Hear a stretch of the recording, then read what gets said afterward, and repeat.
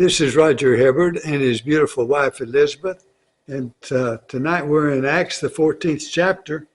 And I will also show you, would like to hear from you, by the way. Let me show you my email address and our address here if you want to write us or send us an email. Roger and Elizabeth Hibbard, 5306 West Jefferson Boulevard, Dallas, Texas 75211.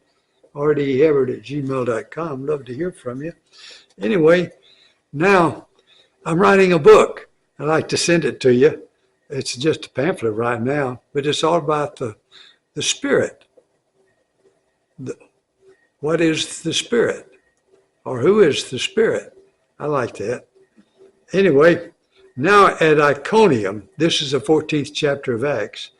Now at Iconium, they entered together into the Jewish synagogue and spoke in such a way that a great number of both Jews and Greeks believed.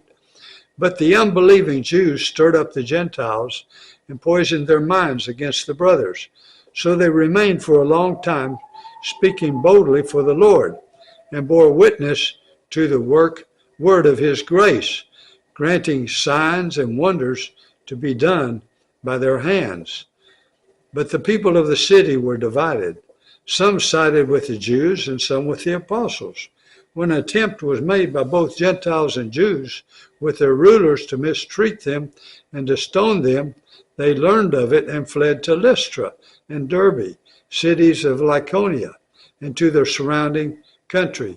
And there they continued to preach the gospel. And you know, we're workers of the gospel, and we're told to do healings and miracles and things of that. Now at Lystra, there was a man sitting who could not use his feet. He was crippled from birth and had never walked.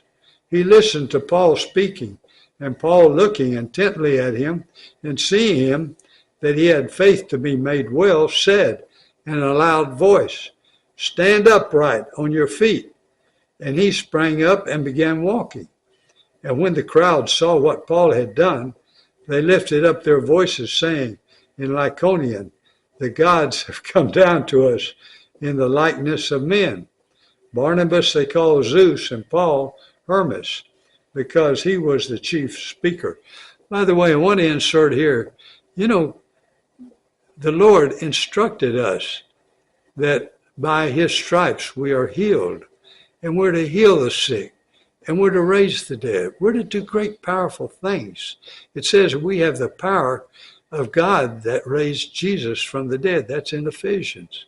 So I want you to know, I believe in that. And no unbelief. We don't have to have a lot of faith, just no unbelief. Well, anyway, let's go ahead with it. So they called one Zeus, and Barnabas they called Zeus, and Paul Hermas, because he was the chief speaker.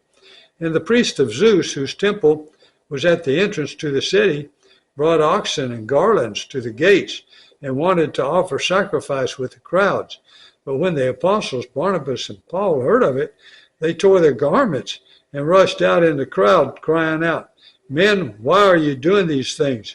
We also are men of like nature with you, and bring you good news that you should turn from these vain things to a living God, who made the heaven and the earth and the sea and all that is in them.